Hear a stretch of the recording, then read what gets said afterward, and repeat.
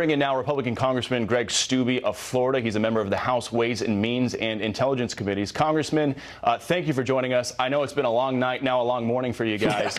But look, you're on the 1 yard line, right? You just got to wait for Hakeem Jeffries to finish speaking on the floor.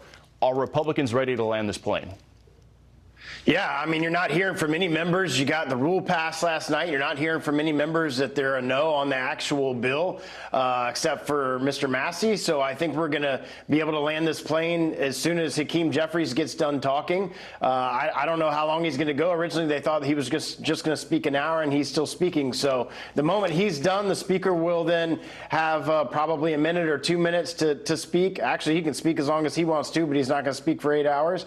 And then we're going to get to a vote. And so hopefully by the end of the day today, President Trump will be having a big, beautiful bill on his desk. Are you confident that Republicans are winning the messaging war when it comes to this bill? You got Jeffries on the floor right now calling it the one big ugly bill. You've got other Democrats making it sound like it's the apocalypse if this thing passes. Obviously, Republicans say this is going to help working class folks. They point to no tax on tips, to border security, to extending those Trump tax cuts. But this is obviously going to play well into the midterms next year, and it's going to be the biggest part of Trump's agenda so far. So are you confident that Republicans are, the American public is with Republicans on this? Yeah, just the first piece on the border is everything that Donald Trump campaigned on, everything that the American people elected him president to do, everything that they put us and Republicans in charge of the House and the Senate to secure our country and to get 12 million illegals and criminals and murderers and rapists and terrorists out of our country.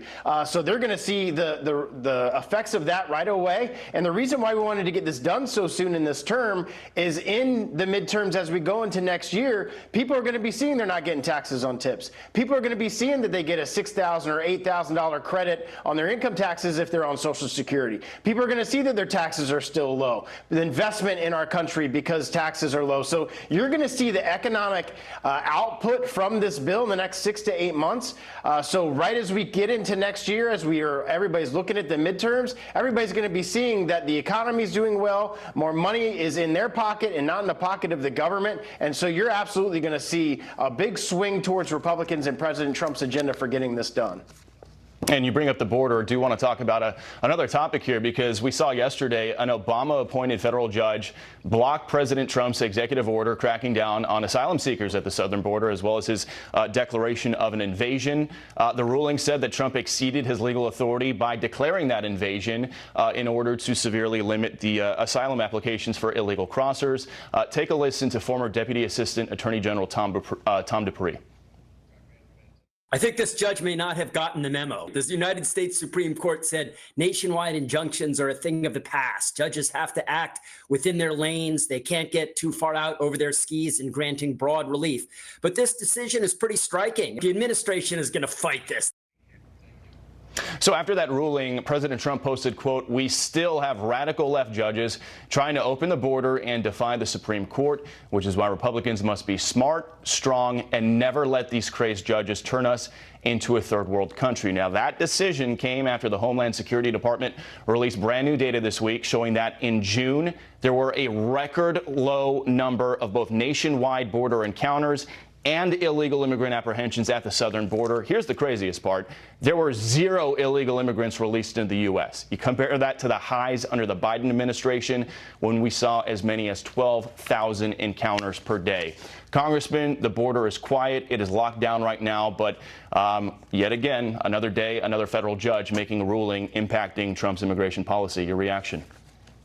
Yeah, the border's secure thanks to President Trump. We're sending reinforcements with this bill for Border Patrol and the tools that he's going to need to continue to secure our border and make our nation safe. And again, you're not going to be able to prevent these radical judges, even though there was a U.S. Supreme Court case decided on this very issue not too long ago that said that one judge can't do nationwide injunctions. So this is going to be overturned, and I'm so glad we have a president and an attorney general who's going to fight against these rogue judges. Yep, and that federal judge said his order won't take effect for 2 weeks because he's going to give the Trump administration time to appeal that decision, and that is something they're obviously going to do. So we will see how it all plays out. And Congressman Greg Steube, thank you for your time this morning. We'll check back in with you shortly as we keep an eye on the House floor and the one big beautiful bill. Thank you.